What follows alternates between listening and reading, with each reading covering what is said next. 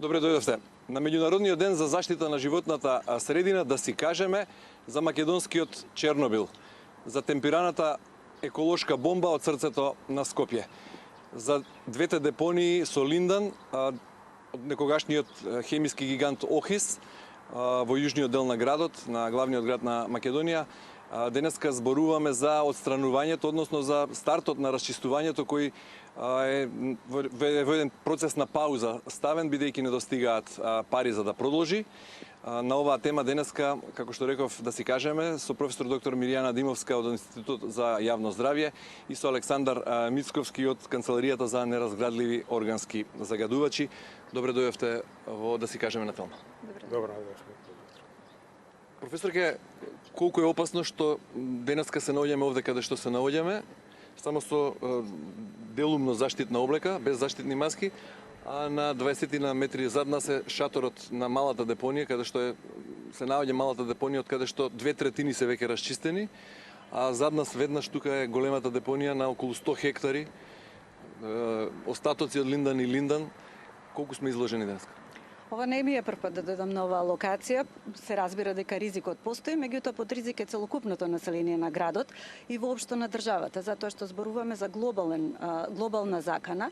Ако концентрации на линдан се најдени во поткошно масно ткиво на пингвини и поларни мечки на половите, зашто мислите дека ние како жители на овој град и на оваа држава не сме под опасност? Така да лично не ме загрижува оваа краткотрајна експозиција од неколку минути за време на снимањето на емисијата. Многу повеќе ме загрижуваат она што ние од самиот момент на раѓање сме изложени на она што е веќе затрупано и стои повеќе од 50 на години овде на оваа локација. Мицковски, вие како канцеларија за органски неразградливи органски загадувачи долго време на некој начин мониторирате со процесот на расчистување на депониите. Зошто е ставен процесот на пауза? Дали, како што реков во најавата, само поради недостиг на пари во буџетот за 2025 година? Добро, пред да го образложам ова, само на кратко околу насловиве. Чернобил е можеби малку предимензиониран наслов, меѓутоа темпирана бомба пак е многу ублажен наслов, затоа што ова не е темпирана бомба, бидејќи е веќе активирана. А што се однесува до прекинот на чистењето? А до Чернобил можеме да дискутираме и околу тоа, бидејќи јас забележав многу руинирани објекти во дворот на Охис и растенија што никнуваат од секаде. И веројатно Чернобил затоа што се смета за најжешка еколошка точка не само во државата, туку е ставена и на европската еколошка мапа како жешка точка, и во таа смисла е паралелата со македонски Чернобил. Добро, како една микролокација наликува можеби на локацијата во Чернобил. Од оние документарци што сме ги гледали оттаму и наликува, да. Повелете. Добро, што се однесува до чистењето, сега ние во рамките на претходниот проект кој што го реализиравме од 2015 до 2022 година обезбедевме финансиски средства за започнување на чистењето. Беше одбрана фирма која што го спроведе чистењето и во рамките на тој проект беа воспоставени технички услови, технички мерки и процедури кои што гарантираат највисоки безбедносни стандарди во поглед како на заштита на работниците внатре во шаторот, така и на популацијата во околината. Па можете да видите дека е поставен шатор, се со цел кога се врши искупувањето, све она што испарува, што се формираат честички, да остана внатре во шаторот. Внатре има негативен притисок, компресор има, што значи дека атмосферскиот притисок е повисок од внатрешниот притисок и нема можност она што се генерира како прашина и како испарување да излезе надвор, а и плюс тоа имаме и филтри со активен јаглен кои што го прочистуваат воздухот пред да биде испуштен надвор. Во ред, нема сомнеш околу тоа дека професионално изведено прашањето беше зошто е процесот ставен на пауза. Да, ќе дојдам до тоа, може би на најактуелното. Така да со тие пари се воспоставија технички стандарди, технички мерки, модус операндис се воспостави и сега се треба да продолжи чистењето. Чистењето продолжи откако ние завршивме во 2022 година, беше формиран повеќе партнерски фонд и во тој повеќе партнерски фонд беа мобилизирани одредени финансиски средства. Владата на Република Македонија достави 3,3 милиони евра, Норвешка амбасада 1,9 милиони евра и од ИПА фондовите околу 2,5 милиони евра. Тие средства не беа во моментот, во истиот момент на располагањето, како што беа сукцесивно обезбедувани, така и продолжува се чистењето.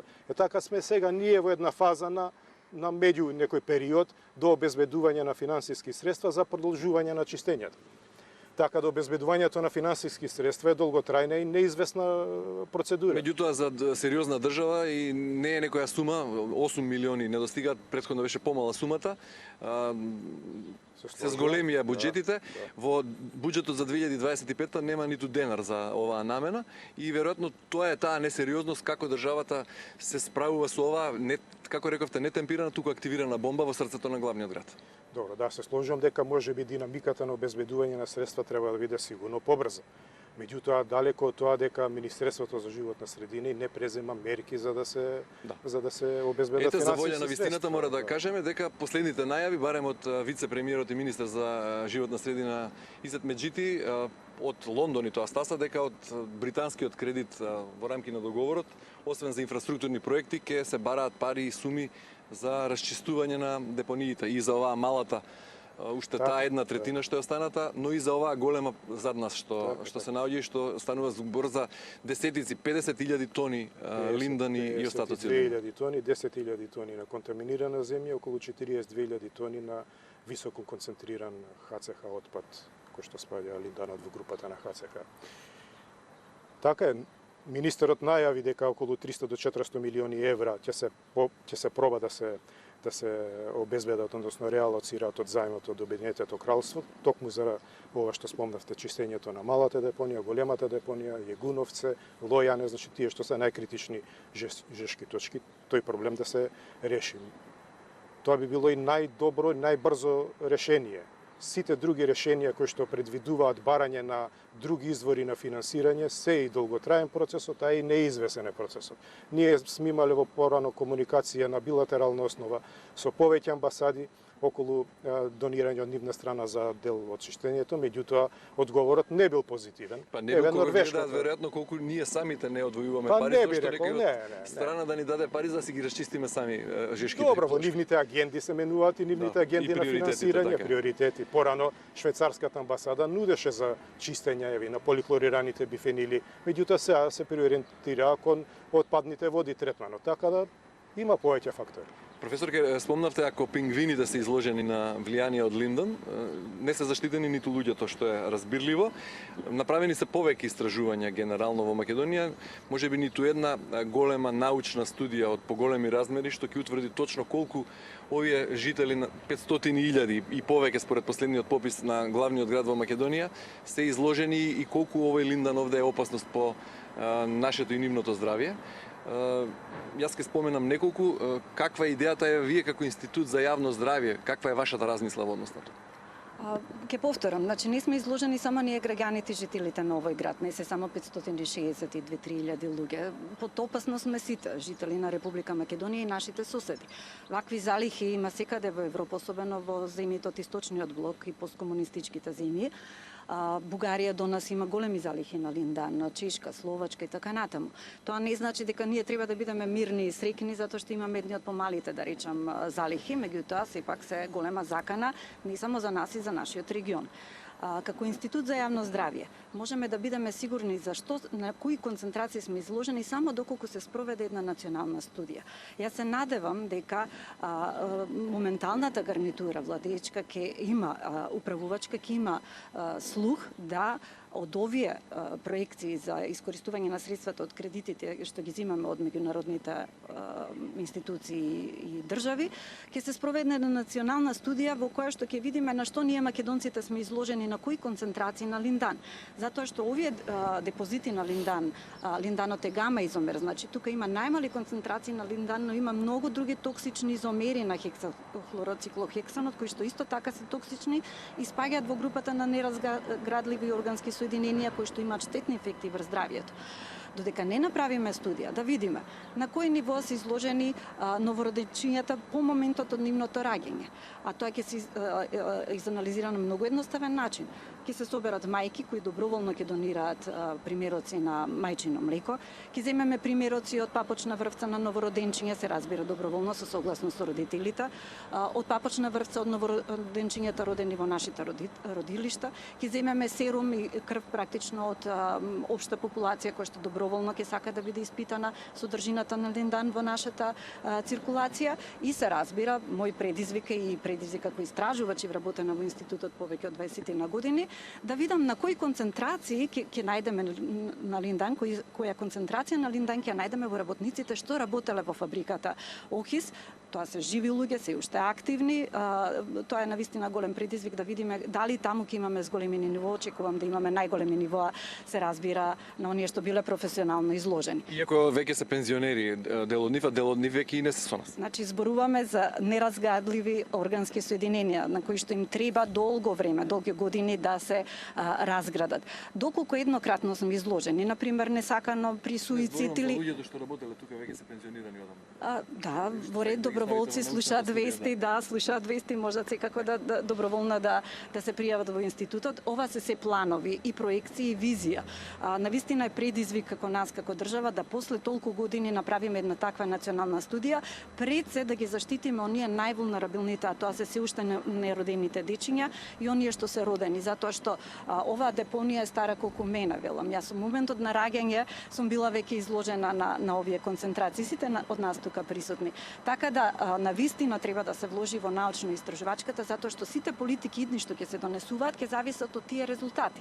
Во моментот Институтот за јавно здравје направи анализа само на професионално експонираните лица кои што вршеа ремедиација. Тоа се меѓународно странци, но и наши вработени македонци кои што го откопуваат и манипулираат со отпадот во малата депонија. Кои ги расчистија тие 2/3? Апсолутно, да. За среќа се гледа дека повеќе од потребно се е вложено во средства за индивидуална заштита, така да концентрации на линдан во нивната крв воопшто не се детектирани.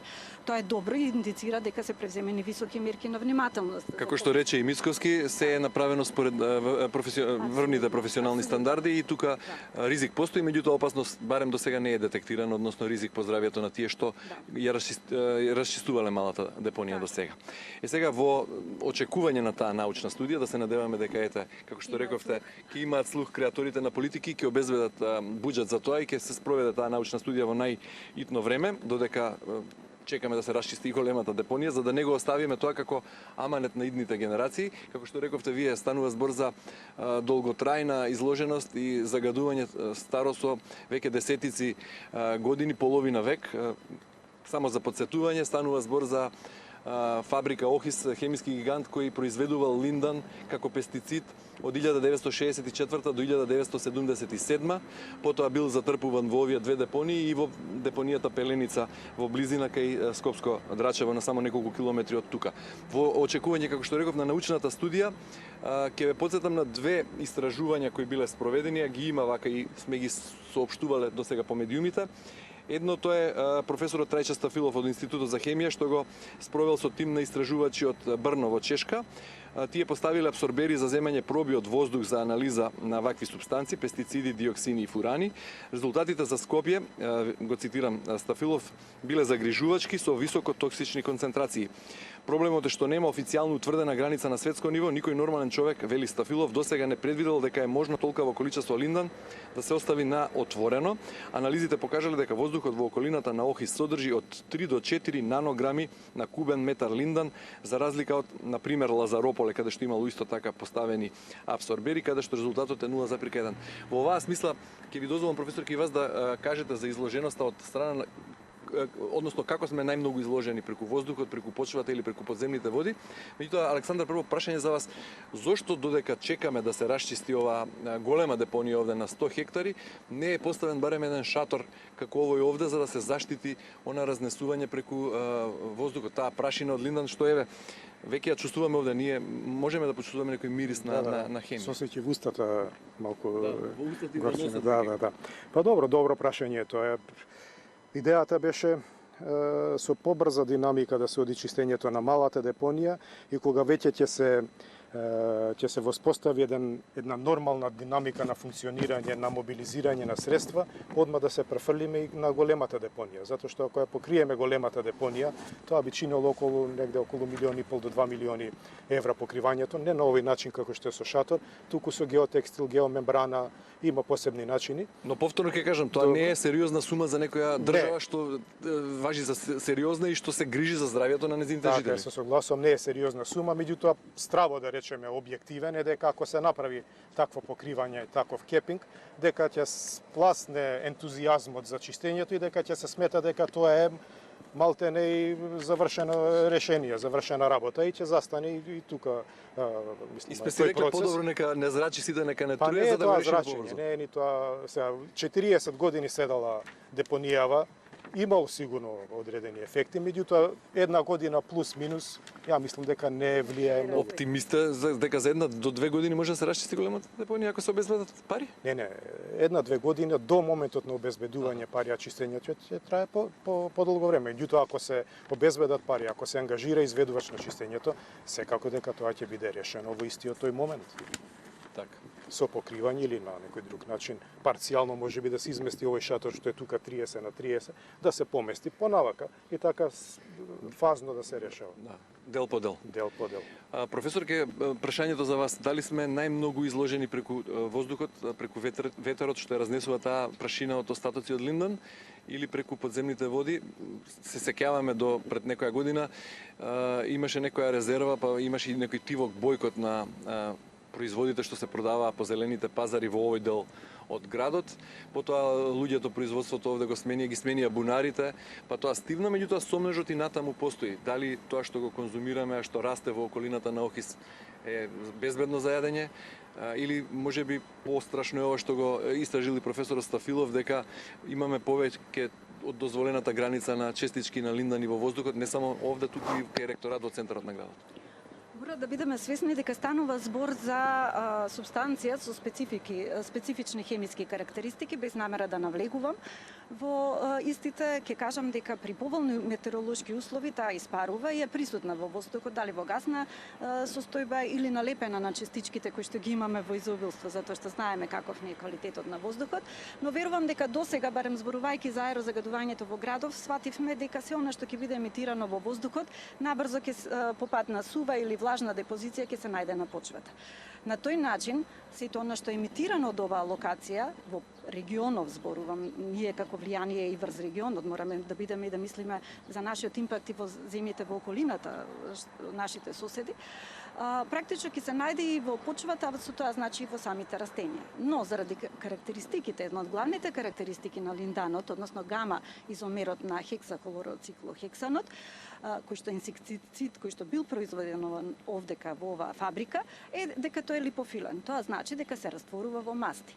Така да, можно е да се најдат концентрации во зеленчук и овоше, дури и во вода, иако не е хидрофобен, што значи дека помали концентрации се очекуваат во вода и во зеленчук, но ние треба да испитуваме и се надевам дека во таа студија максимално акцентот ќе го ставиме на храна од животинско потекло, а тоа е кравјо млеко, млеко од овци, од друг тип на говеда, путер, јајца. Например, имаше сега пред известно време Холандија забрани користење на јајца од домашни производители и од фарми кои што одгледуваат кокошки, така наречени happy chicken фарми, во кои што кокошките се пуштени да пасат на отворено, да чепкаат и да колваат тревки на отворени простори. И ги промовираат јајцата од живинарските фарми, затоа што високи концентрации на линдан се најде на попсови, се извинувам, значи генерална перзистентен органски загадувач и линданот, се најдени во голема концентрација во жолчката на јајцето, затоа што таму се маснотиите во тој тип на храна. Така да, ние директно сме и најчест начин на експозиција на нас како луѓе токму преку храната. Не дека не значи преку инхалација, да, постои, под ризик сме сите, што живееме особено во овој град. Постои начин и на дермална абсорбција, што значи да се ресорбира преку кожата, да продре преку кожата, но она што е карактеристика, кога ќе продре во нашето тело, тенденцијата е да се депонира или велиме биоакумулира во нашите масни структури. Тоа е пред се подкожното масно ткиво, но и масното ткиво што ние го имаме во сите наши органи и покажува еден селективен се вели тропизам, односно таргет му е мозокот и масните структури во нашиот мозок и затоа главните ефекти се практично таму. Иако прочитав некаде дека на ударот сите органи на човекот е и црниот дроб од линдан. Нормално, затоа што црниот дроб е фабрика за рециклирање, да речам, за метаболирање на овој и другите токсиканти. Во оваа смисла уште едно истражување од 2007 ова датира што го направиле, во кој учествували врвни педиатри од клиниката за детски болести од Македонија. Били испитани само 56 девојчиња на неполни 8 години кај кој бил забележан предвремен развој на млечни жлезди, односно така наречен ран пубертет, и истражувањето потоа покажало дека кај 10% од овие девојчиња биле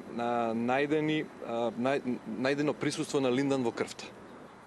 Да, запознаена сум со таа студија кратко на професор Кочова, врвен ендокринолог од клиниката за детска педиатриска клиника, да. Апсолутно, секоја чест за професорките, тие се пионерите во оваа област. Иако примерокот е мал, тоа е добар прв чекор, меѓутоа гледат од 2007 до сега до ден денешен не е направено речиси ништо, затоа што мора да напоменеме дека тие анализи на вистина чинат средства и сериозен пристап треба да има државата. Прашањето беше во смисла дека ако во 2007 10% имало, значи линданот е тука, линданот постои, на линданот сме веќе изложени и го носиме. Кој повеќе, кој помалку? Сакала да напоменам дека линданот е класифициран во групата на ендокринолошки дизраптери или збунувачи на нашиот ендокринолошки систем. Особено е опасен доколку детето биде уште како фетус биде изложено на високи нивоа на линдан. Затоа велам да ги испитаме први нивоата на линдан во крвта или серумот или мечиното млеко, за да знаеме на што сме изложени ние уште во утробата на мајката како жители на овој град. Тогаш ќе знаеме што да очекуваме. За волја на вистината, што значи ендокринолошки дизраптор или збунувач? Тоа значи дека во тој клучна фаза од нашиот развој, ако делува линданот, ќе го збуни нашиот ендокринолошки систем. И особено тие ефекти се погубни за машките фетуси. Зошто? Затоа што кога ќе се формираат органите, тестисите кај машките, кај момчињата стануваат активни веднаш уште во утробата на мајката. За разлика од нив, кај девојчињата, јајниците се активираат некаде покасно после раѓањето, особено околу пубертетот. Што ме тестисот активен уште интраутерино, тој значи станува и приемчив за сите супстанции кои што имаат слична структура како некои хормони. Бидејќи линданот има слична структура како женските полови хормони, односно естрогените, тој го збунува ендокринолошкиот систем на се уште нероденото бебе и може да предизвика генетски малформации, односно дефекти. Најпознати се хипоспадија и крипторхизам, ќе објаснам што е тоа, тоа е неспуштање на тестисот и заглавување некаде во ингвиналниот канал, не може да стигне до крајната локација, тоа е скротумот, односно скроталната кеса, каде што би требало да најде. Тоа носи ризик не само од секундарен, односно од стерилитет, значи тој човек или тоа новороденче ќе нема шанси да се оствари како родител, туку носи и ризик од карцином на тестиси, затоа што така заглавен, тој прашање на време е кога малигно ќе алтерира. Доколку новороденчето биде изложено преку после раѓањето, да речеме, или пак уште интраутерино било изложено, се очекува да настане предвремен пубертет, токму тоа што професорките почитувани го истражувале во нивното истражување, затоа што е добро познато дека кај деца изложени на овие попсови, вклучително и на линдан, се јавува предвремен пубертет. Тоа значи појава на пубертет кај девојчиња пред 8 година и кај момчиња пред 9 година. Некаде во литература ќе сретнете 1 година повисоки граници, но зошто е битно да не настане предвремен пубертет? Затоа што ако предвремен настане пубертетот, толку со растот на тоа дете, без разлика дали е девојче или момче, ќе остане со низок раст, коските долги ќе не може да растат, така да ќе остане со низок раст и низа други придружни ефекти кои што ги има врз скелетниот систем. Ако дозволите само, значи не страда само скелетот, не страда само централниот нервен систем, спомнавте црниот дроб, страда кожата, страда бубрезите и така натаму, но она што е битно дека главните ефекти се има централниот нервен систем и некоскината срцевина, така да падот на белите крвни клетки и на црвените крвни клетки е еден од главните ефекти на изложеност. Страда се. Мицковски, да се вратиме на процесот на расчистување. Вие неколку пати, повеќе пати сте влегувале во шаторот, сме видели и во заштитна опрема, веќе пече и во грло и во нос. Какви се вашите прогнози, проекции, кога ќе продолжи? Кога ова што го констатиравме дека процесот е ставен на пауза, ќе биде откочен и ќе продолжи процесот на расчистување? Па, тоа не би можел да го кажам. Важна идеја има, иницијатива има, 300 до 400 милиони евра да се алоцираат од заемот од Обединетото кралство за оваа намена. Сега динамиката на обезбедување на овие средства стварно не би можел да кажам, но од моментот на обезбедување на средствата па до целосното расчистување на малата депонија околу година до година и пол би биле потребни. Така да, Таа последна 1/3 што остана? Последна, да, 1/3, да, и уште нешто земја има ископана од темелите што се копа, се ископа една земја, една количествена земја, која што исто така има мали концентрации, кои што тие би се згрижиле.